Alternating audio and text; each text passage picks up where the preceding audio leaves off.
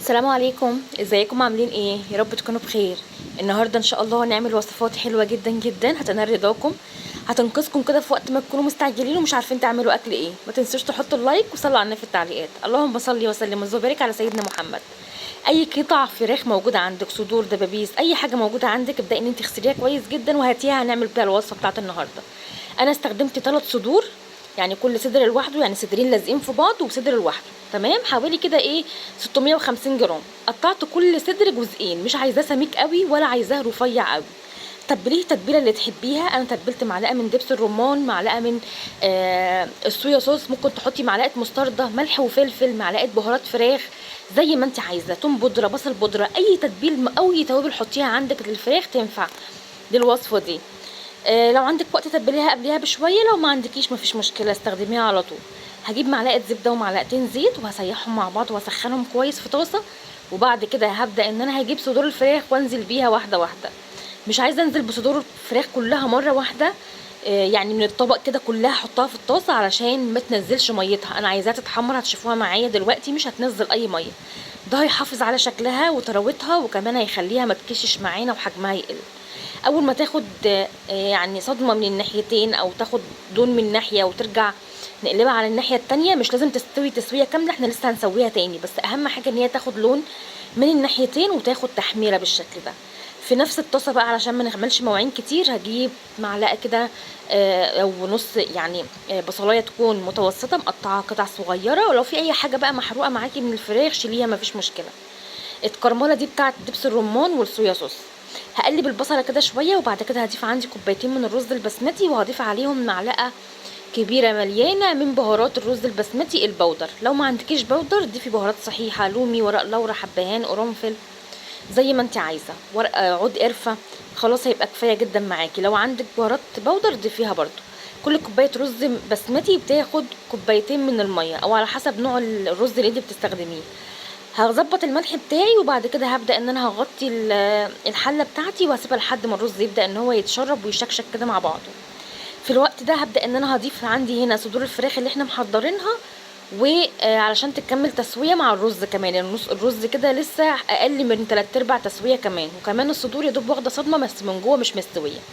حطي اي خضار تحبي ان انت تاكليه مع الوصفه دي. انا حطيت فلفل الوان وممكن تحطي فلفل حار، وهغطي عليها لمده نص ساعه لحد ما تكمل تسويه. في الوقت اللي هي بتستوي فيه هكون جبت عندي حبتين من الطماطم، وحبه من الفلفل الحار، حبه من الفلفل الاخضر، ممكن تحطي فلفل الوان او لا زي ما انت عايزه.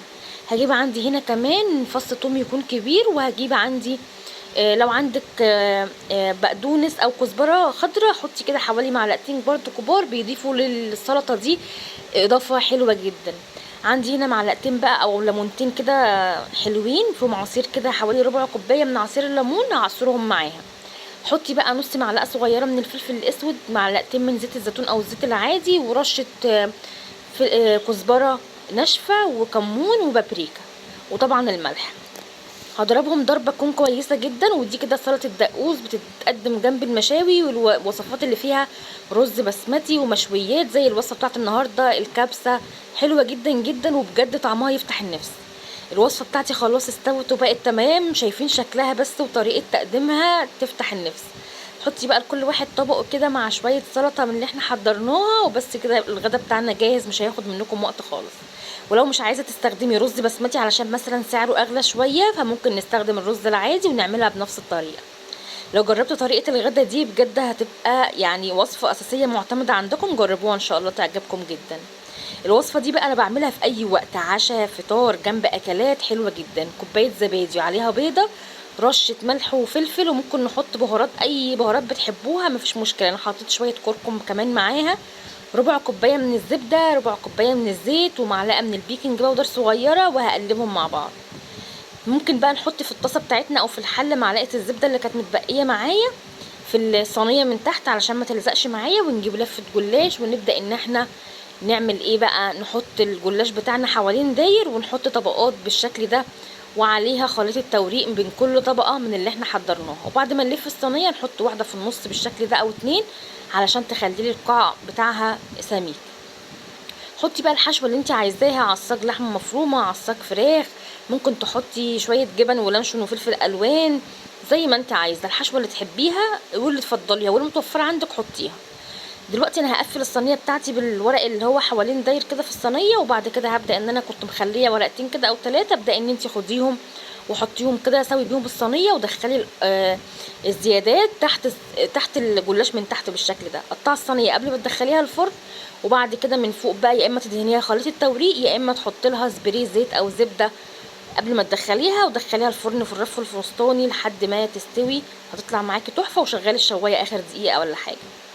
دي كانت الوصفه التانية بعملها في اي حاجه وفي اي مناسبه وفطار او كل حاجه. الوصفه التالتة بقى الحمام الكداب، من غير بقى ما نحشيه ولا نسلقه ولا نربطه ولا نلفه في فويل ولا اي حاجه، نعمله بطريقه حلوه جدا جدا. الوراك عندي مغسوله ومتنضفه كويس. بصلايه بقى تكون عندي دي تكون مبشوره كده ومش متصفيه ولا اي حاجه، انا عايزاها مبشوره كده ناعم. احط عليها معلقه صغيره من الملح، فلفل اسود، كزبره ناشفه، ممكن تحطي كمان زعتر معاها لو انت حابه، فلفل اسود. يعني حطي بهارات زي ما انت عايزه. انا حطيت ملح وفلفل وكزبره ناشفه بس وبهارات فراخ. هبدا ان انا هتبل بقى الفراخ بتاعتي كويس جدا من تحت الجلد ومن فوق كمان، وهخليها كده على جنب لحد ما احضر عندي طاسه كده فيها بصلايه تكون مبشوره كويس. هبدا ان انا هديها تشويحه لحد ما تبدا ان هي تاخد لون ذهبي. بعد ما خدت لون ذهبي انا حطيت عليها معلقتين من السكر يا بنات، ممكن تحطوا ممكن لا براحتكم. وبعد كده نزلت بكوبايتين من الرز وعليها ملح وفلفل وبرده رشه بهارات فراخ. هقلبهم مع بعض وبعد كده هنزل عندي بكوبايتين من الميه. كوبايه الرز المصري بتاخد كوبايه من الميه. انا خليت البصل معايا ذهبي علشان انا عايزاه، او بني علشان عايزه الرز بتاعي بني. هغطيها لحد ما تتشرب بعد ما ظبطت الملح بتاعها. واول ما تتشرب بالشكل ده هاخد بقى لكل ورك معايا هاخد له معلقه كبيره من الرز اللي هو 3/4 سوا ده، يعني خدت 5 معالق لل5 وراك. هحط ربع كوبايه من الميه على باقي الرز واخليه يكمل تسويه.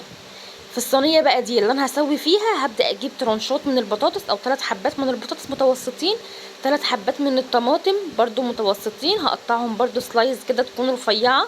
ممكن تحطي اي خضار موجود عندك او اي خضار بتحبيه. انا عايزه اعمل زي خضار كده تحت الوراك بتاعتي علشان ما تلزقش. تاني حاجه الخضار ده يعني هيستوي وطعمه هيكون تحفه جدا، وتقدري تقدميه جنب رز او جنب اي حاجه بتحبيها، وحقيقي طعمه حلو جدا جدا، يكاد يكون طعمه احلى من الحمام الكداب نفسه اللي احنا بنعمله. ممكن نحط كمان حبه من الفلفل الرومي او حبتين او حار او الوان زي ما انت عايزه. احط كمان عندي بصلايه كده كانت حلوه عندي، حطيت لها ترانشات وتبلتهم ملح وفلفل وبس كده. فرشت فرشه الخضار من تحت كده في الصينيه.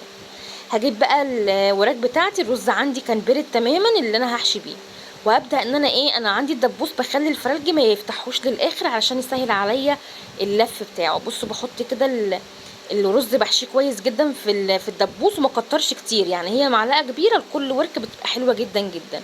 واهم حاجه وانت بتخلي الفراخ بتاعتك او وانت بتجيبيها مخليه تخلي الراجل يعني يحافظ على الجلد، علشان لما نيجي نقفل الجلد ده اللي هيدينا الشكل ويحافظ على الحشوه ان هي ما تخرجش بره، ونقفل بيه كويس جدا. الخله بقى اللي هي بتاعه السنان دي هنبدا ان احنا نجيبها، بتسهل علينا التقفيل كويس قوي، ومن غير ما نستخدم خيط بقى ولا نقعد نلف في فويل ولا نحط ورق زبده ولا حاجه. بنقفل بمنتهى السهوله. ولو في اي قطعه كده من الجنب مش متقفله بندخلها وبنقفل عليها بالجلد اللي احنا محافظين عليه من هو ما يكونش مقطوع.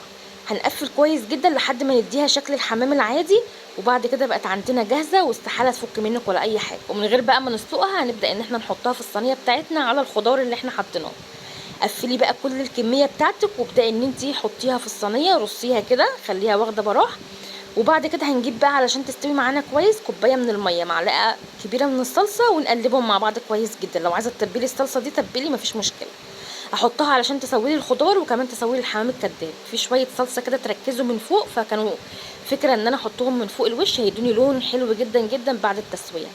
هجيب بقى ورقه زبده عندي، وبعد ما اديها سبراي زيت كده علشان ورقه الزبده ما تلزقش، لان ورق الزبده في مصر كله بيلزق مش عارفه ليه، فلازم نديله سبراي زيت او مسحه زبده كده من فوق. هبل ورقه الزبده وبعد كده هبدا ان انا هقفل بيها الصينيه لجوه بالشكل ده. ممكن تحطي عليها ورقه فويل مفيش مشكله. هسويها على البوتاجاز وبعد كده هبدا ان انا هدخلها الفرن تاخد بس شويه. انا عايزه اقول لك ان انا بعد ما دخلتها الفرن قلبتها على الناحيتين علشان تشتوي من جميع الاتجاهات، يعني هي من تحت برده مشويه. بعد كده هتشيلي خله السنان دي قبل التقديم، وبعد كده تبقى عندك احلى حمام كداب. حقيقي طعمه حلو جدا جدا. كمان شويه الرز اللي اتبقوا معايا انا سويتهم وكمان كان طعمهم حلو جدا جدا مع الوصفه دي. حتى الخضار اللي حطيناه تحت الحمام الكداب استفدنا منه وادينا كده قيمه غذائيه وكمان شكل للوصفه، وخلاكي يا دوب تعملي طبق سلطه جنب الوصفه دي وخلاص هي بقت جاهزه معاكي، طعمها حلو جدا. تعالوا بقى نعمل شويه مخبوزات تحفه تحفه تحفه. بنص كيلو دقيق هتعملي الوصفه القمر دي، مش تاخد منك وقت خالص ولا تكاليف ولا مجهود، ولكن هتوفر عليكي يعني حيرة التفكير في الفطار او حتى في العشاء. كمان كوباية شاي كده سادة او كوباية شاي بلبن وهيبقى خلاص كده خلصت من الحيرة بتاعة الفطار والعشاء. تعالوا بقى بصوا هنعمل ايه. عندي هنا 4 اكواب من الدقيق، دقيق عادي اي نوع دقيق متوفر عندك مفيش اي مشكلة خالص، استخدمت دقيق سايب من العطار. هضيف عليه بقى هنا معلقتين كبار من السكر العادي الحبيبات ومعلقة كبيرة من الخميرة الفورية، وهضيف معلقتين من الحليب البودرة ودول اختياري ممكن نستغنى عنهم. حطيت كمان 2 باكت من الفانيليا، ممكن نستخدم باكت واحد بس ده حقيقي اضافه حلوه قوي. ربع معلقه من الملح، وحطيت كمان معلقتين كبار من السمسم، دي برضو خطوه اختياريه بس بتدي كل ده بيدي اضافه حلوه جدا جدا للوصفه بتاعت النهارده. بعد كده عندي هنا كوبايه من السمنه، السمنه اللي هي النباتي العادي او خليط من السمنه البلدي والنباتي او زبده وسمنه او زيت وسمنه او زيت وزبده زي ما انت عايزه. افضلي كده بس فيهم لحد ما يتحولوا زي قوام الغريبه بالشكل ده كده. انت وصلتي لمرحله يعني ليفل الوحش. لو مش قادره تبسي كل ده كده على ايدك لانه بياخد حوالي ربع ساعه من التقليب والبس، مفيش اي مشكله خالص. المهم ان احنا نفرك الدقيق كويس جدا جدا بالمواد الدهنيه اللي هنضيفها. بعد ما يتحول عندك بالشكل ده هنبدا بقى ان احنا هنضيف عندي كوبايه من السوائل، بنضيفها بالتدريج لحد ما العجينه تلم معايا، العجينه بتكون طريه وتبقى معايا معلقتين من الميه لحد ما تاخد بقى يعني على حسب العجينه ما تتشرب معاكي وتحس ان هي طريه كده وسهله التشكيل وما بتشققش. هخليها بس تريح لحد ما احضر العجوه بتاعتي اللي هي كانت عباره عن نص كيلو من العجوه. حطيت عليه معلقه زبده ومعلقتين سمسم ودعكتهم مع بعض كويس جدا لحد ما بقوا عجينه طريه. لو حسيت ان العجوه ناشفه معاكي شويه يبقى نوعها مش كويس، المفروض ان العجوه اصلا بتبقى طريه. العجينه يا دوب كده الخميره نشفت فيها. انا بعد ما عملت العجوه بتاعتي رولات ركنتها على جنب. هجيب العجينه هفردها كلها مره واحده سمك حوالي نص سنتي، وبعد كده هبدا ان انا هسوي الاطراف بتاعتي وهلف حوالين رول العجوه اللي انا عاملاه لفه واحده كده او لفه ونص من العجينه. ما نخليهاش كتير يعني انا مش عايزاها يعني كميه العجينه السميكه فيها، انا عايزاها تكون عامله زي البسكوت كده، يا دوب كميه عجينه او زي المعمول يعني كميه عجينه صغيره ملفوفه حوالين رول العجوه بالشكل ده. يا دوب نغطي العجوه بتاعتي، نخلي التقفيل اللي احنا قفلناه كويس جدا علشان العجوه ما تفكش معانا او تخرج معانا، نخليه لتحت. عملت كل الرولات دول كل الكميه من نص كيلو دقيق. هبدا ان انا هقطعهم بقى يعني قطع ما تكونش كبيره قوي ولا صغيره قوي، يعني القطعه على حسب ما انت عايزه، بس خليها حوالي مثلا 2 سنتي كده وبالكتير 3 سنتي. صينيه مش مدهونه اي حاجه خالص، وهبدا ان انا هرص فيها المخبوزات بتاعتي وهديها بقى دهنه كده من صفار البيض والنسكافيه ومع الحليب، او يعني ممكن ما تدهنهاش براحتك بس علشان تدينا لون كويس في الاخر. هرشها رشه سمسم وادخلها الفرن على درجه حراره 170 ل 180 في الرف اللي في النص. اول ما تاخد لون ذهبي من تحت شغلي لها الشوايه تاخد تحميره كده بسيطه من تحت من فوق كمان. بعد كده خليها طلعيها من الفرن وخليها تهدى بس دقيقه كده عشان تفك معاكي من الصينيه، وبعد كده شيليها عندك هتطلع معاكي تحفه. الوصفه اللي بعد كده بقى بوريك الافران، برده من الوصفات اللي بتوفر عليكي في الفطار كتير قوي، طريقتها بجد مفيش اسهل من كده. عندي كوبايه من الميه، معلقتين من السكر، معلقه من الخميره كبيره، هقلبهم مع بعض كده لحد ما يبداوا ان هما يدوبوا مع بعض، ولو مش متاكده من نوعيه الخميره خليها على جنب لحد ما تتفاعل.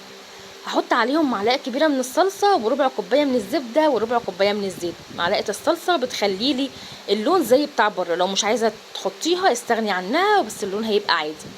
بعد كده هبدا ان انا هضيف عندي المواد الجافه اللي هي احط 3 اكواب من الدقيق مبدئيا، وبعد كده هحط عندي بياض بيضه. ممكن تستغني عن فكره البيض بس بتدي طراوه حلوه جدا جدا للوصفه دي. هخلي الصفاره هدهن بيه الوش واحط كمان رشه من الملح كده وهقلبهم مع بعض كويس جدا. وبعد كده هبدا ان انا اول ما الدقيق يبدا يختفي معايا هضيف عندي الكوبايه الرابعه. بس اهم حاجه ان احنا بنضيف الدقيق بالتدريج، يعني كوبايه الميه امتصاصها للسوائل على حسب نوعيه الدقيق اللي احنا بنستخدمه بنشوفه بيمتص السوائل قد ايه. انا اخد معايا كوبايه الميه وكل الاضافات اللي احنا ضفناها 4 اكواب بالظبط من الدقيق، والعجينه كانت لينه وطريه وحلوه جدا جدا. عجنيها حوالي 5 دقايق بالظبط كده، وبعد كده خليها على جنب لحد ما تخمر حوالي 10 دقايق عشان الجو حر قوي. لو في الشتاء تاخد معاكي شويه تخمير زياده. تكوني حضرتي بقى عندك الجبنه اللي انت تستخدميها، وانا استخدمت جبنه اسطنبولي. بعد كده تفردي العجينه فرده صغيره، وابداي ان انت قطعيها قطع صغيره، كل ما كانت اصغر كل ما كانت احلى. يعني براحتك، ممكن تعمليها كبيره مفيش مشكله. تعالوا اقول لكم بقى هنشكلها ازاي بمنتهى السهوله. انا بعد ما خلصت كل الكميه تقطيع، بصوا انا قطعتها حجم قد ايه، قد الليمونه الصغيره. بعد كده هبدا ان انا هحط جزء كده من الجبنه وهفردها عليها وهلفها زي الصوابع بالشكل ده، وهقفلها من تحت كويس جدا. الطريقه دي في التشكيل وفرت عليا وقت كتير قوي، ان انا يعني فردت شويه كده مره واحده، وبعد كده حطيت الحشوه برده مره واحده، وبعد كده ابتديت ان انا اقفل واحط في الصينيه. فانا عايزه اقول لكم ما خدتش وقت خالص في التشكيل، اقل من 10 دقايق وهتكوني مخلصه كل الوصفه، مش تاخد معاكي وقت خالص. ممكن كمان نحشيها جبنه موتزاريلا، ممكن نحشيها جبنه رومي، ممكن نحشيها حشوات زي ما انت عايزه، ممكن ما نحطش معلقه الصلصه ونحشيها حشوات حلوه. يعني فنيني في الحشوات وحسب ما انت بتحبي.